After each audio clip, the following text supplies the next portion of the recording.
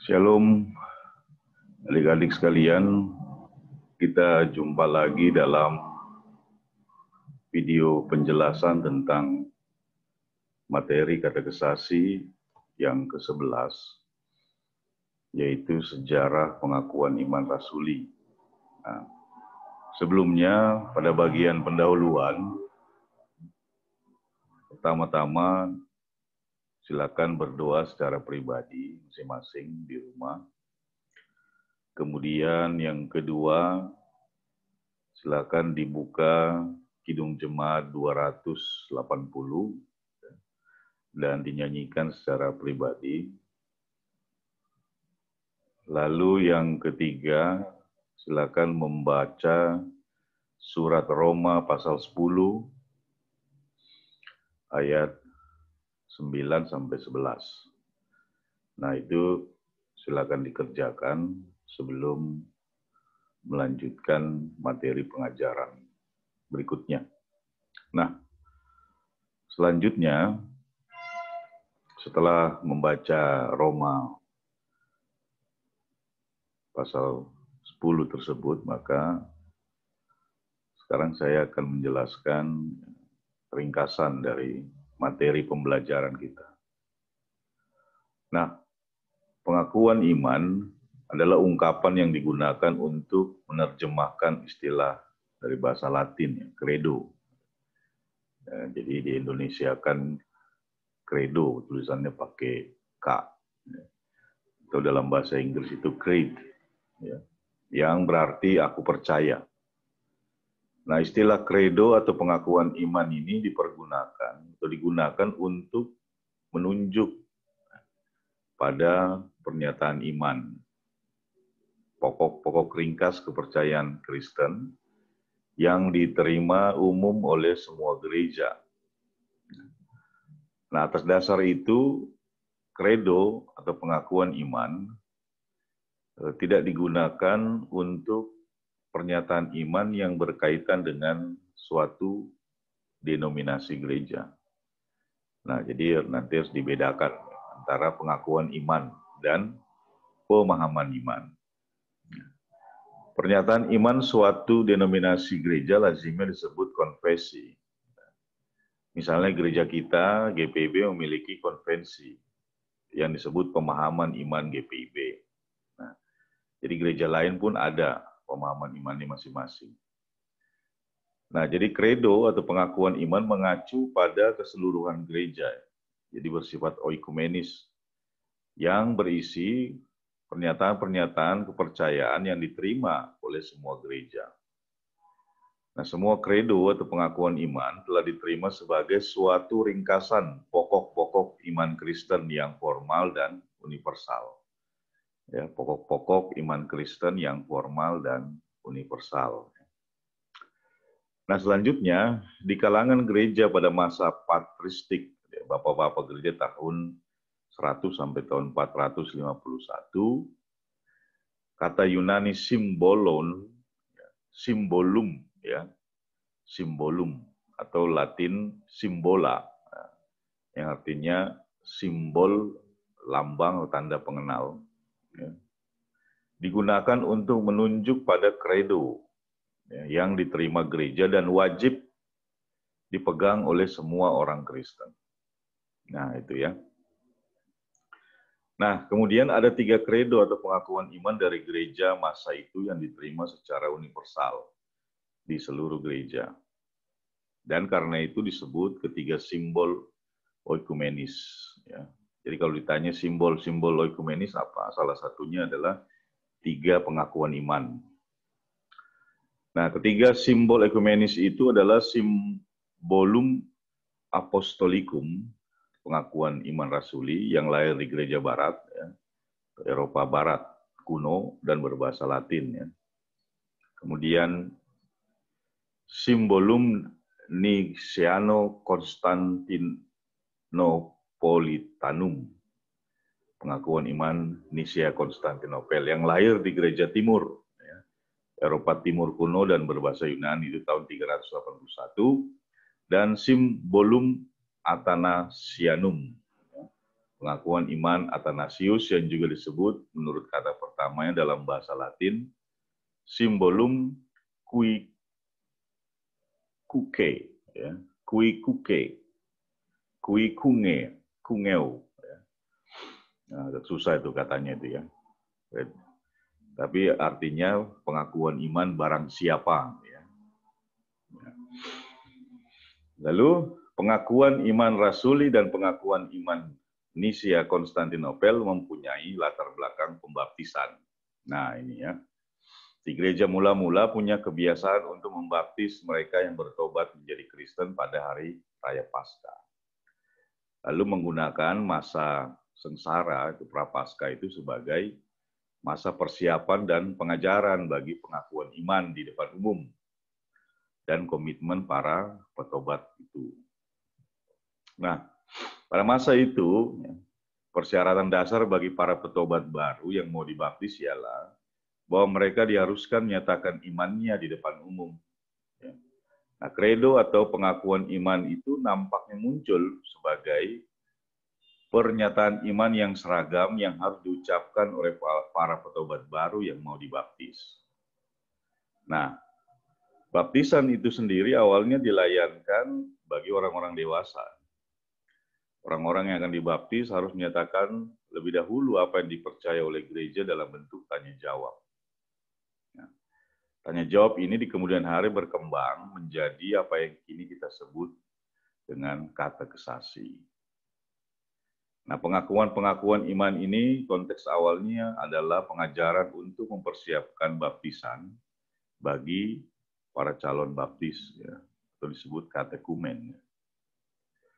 Nah, konteks baptisan itu nampak dari struktur trinitas, ya, pengakuan iman tersebut. Ya. Nah, kita lihat selanjutnya. Nah, baptisan dilayankan, nah yang dimaksud dengan struktur trinitas itu begini. Baptisan dilayankan dalam nama Bapa dan Anak dan Roh Kudus. Ya. Dan karena itu pengakuan iman disusun sesuai dengan ketiga unsur itu. Nah, itu dimaksud dengan struktur trinitas. Nah, rumusan-rumusan pengakuan iman mulai menjadi tetap pada abad kedua. Ya, menurut Bernhard Lotze, ya, seorang penulis buku pengantar sejarah dogma Kristen, pengakuan-pengakuan iman paling tua yang ditetapkan dalam gereja adalah pengakuan iman baptisan Romawi yang tua, yang umum disebut sebagai Romanum. Nah, bentuk mula-mula dari pengakuan iman ini adalah sebagai berikut. Jadi ini bentuk awal-awalnya.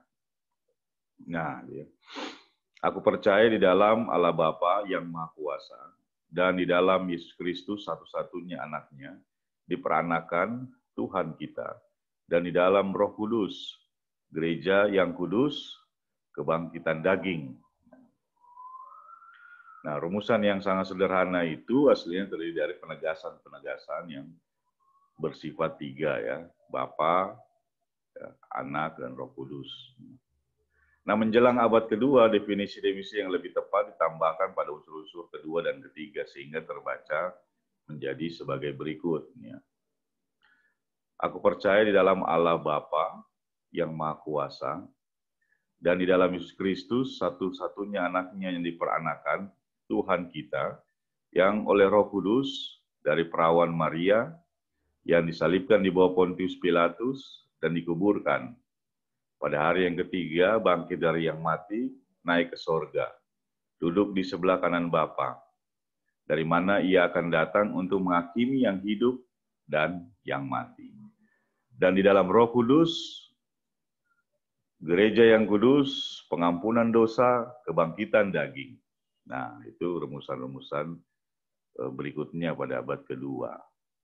Nah, pengakuan-pengakuan iman seperti inilah yang beredar di kebanyakan jemaat-jemaat Kristen di Barat. Mula-mula dalam bentuk tanya jawab atau responsoris. Ya. Dan kemudian pada abad ketiga dalam bentuk pernyataan-pernyataan. Nah, bentuk yang menjadi baku dalam gereja Barat adalah apa yang kita kenal, apa yang kini kita kenal dalam pengakuan iman rasuli. Nah, pengakuan iman ini disusun mulai abad ke-4 hingga abad ke-10. Nah, jadi lama gitu ya. Nah, bentuknya seperti yang kita kenal sekarang muncul dalam sebuah tulisan itu di Prancis Selatan kira-kira tahun 750. Ya. Jadi tulisan yang pertama kali muncul itu di Prancis Selatan. Nah, di Gereja Timur ada berbagai pengakuan iman yang muncul. Nah, namun yang dikenal dan diterima umum adalah apa yang kita kenal dengan pengakuan iman Nisia Konstantinopel. Nah, menurut para ahli, pengakuan ini sebenarnya berasal dari Jemaat Yerusalem yang kemudian ditambahkan dengan beberapa unsur yang menegaskan keilahian Kristus dan Roh Kudus. Dan ditetapkan dalam Konsili Konstantinopel. Nah, sekarang itu kota Istanbul, Turki ya. Tahun 381. Nah, pengakuan iman ini harus dibedakan dengan pengakuan iman Gereja Timur lainnya, yaitu pengakuan iman Nisea. Nah, jadi ada Nisia Konstantinopel, ada Nisea. Nah, pengakuan iman Nisea sebenarnya berasal dari kota Kaisarea yang ditetapkan dalam Konsili Nisea. Ya, ini kota Iznik juga di Turki di tahun 325. Jadi ada Nisia Konstantinopel, ada Nisea saja ya. Nah, pengakuan iman rasuli kemungkinan besar adalah bentuk pengakuan iman yang paling dikenal di Gereja Barat. Pengakuan iman ini terdiri dari 3 bagian utama yang berhubungan dengan Allah, Yesus Kristus, dan Roh Kudus. Ada juga bahan-bahan yang berhubungan dengan gereja, penghakiman, kebangkitan. Sedangkan pengakuan iman Nisia Konstantinopel adalah pengakuan iman yang bentuknya lebih panjang. Ya. Yang memasukkan bahan-bahan tambahan berhubungan dengan pribadi Kristus dan karya Roh Kudus. Nah, kemudian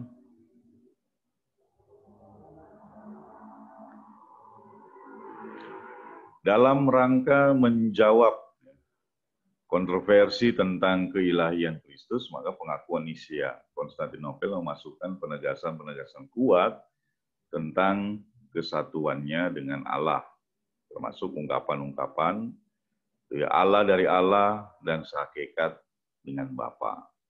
Nah, itu pengakuan iman Nisea Konstantinopel. Nah, sekarang kita akan masuk ke dalam tema khusus atau topik khusus ya. Topik khusus yang bicara tentang pengakuan iman rasuli, yaitu telaah terhadap pokok-pokok pengakuan iman rasuli tersebut ya. Nah, kita lanjutkan. Jadi pengakuan iman rasuli ya, disebut rasuli karena isinya mengungkapkan pokok-pokok pengajaran para rasul, ya. Sebagaimana yang diajarkan para rasul seperti tercermin dalam Alkitab, Perjanjian Baru. Ya. Nah, di kalangan gereja di Indonesia, pengakuan iman rasuli juga dikenal dengan sebutan 12 pasal pengakuan iman. Disebut demikian karena memang pengakuan iman ini terdiri dari 12 pasal atau artikel yang namun sebenarnya tidak diketahui alasan persisnya apakah dia mewakili 12 murid atau ada alasan yang lain. Nah, sebutan pengakuan iman rasuli pertama diperkenalkan oleh Rufinus, ya, seorang penulis kuno yang mati atau wafat sekitar tahun 410 dalam bukunya. Ya. Ada cerita yang mengatakan bahwa pengakuan iman itu terdiri dari 12 artikel karena setiap rasul mengucapkan satu artikel. Kan tetapi hal ini sulit untuk dibuktikan kebenarannya. Nah, mari kita perhatikan bagian-bagian besar dari pengakuan iman rasuli itu. Nah, bagian pertama, ya, Ya berbunyi, aku percaya kepada Allah Bapa yang Maha Kuasa, Khalik langit dan bumi. Nah, itu bagian pertama. Nah, bagian ini hendak menyatakan bahwa Allah adalah Allah yang Maha Kuasa, pencipta langit, bumi, dan segala isinya, serta yang memelihara dan memerintahnya. Nah, ya. Jadi, adik perlu tahu juga bagian-bagian yang ada di dalam rumusan pengakuan iman rasul itu.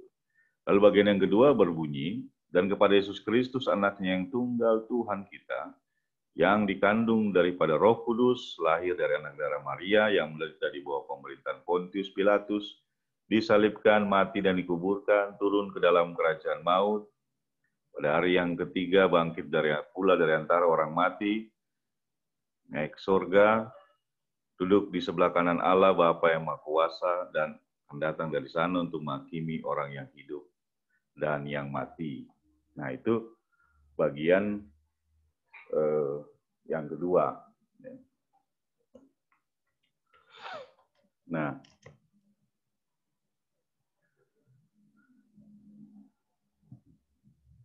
bagian yang kedua tadi itu hendak mengatakan bahwa Yesus Kristus adalah anak Allah yang melalui kehidupan, kematian, dan kebangkitannya berkarya menyelamatkan semua manusia dan juga kita.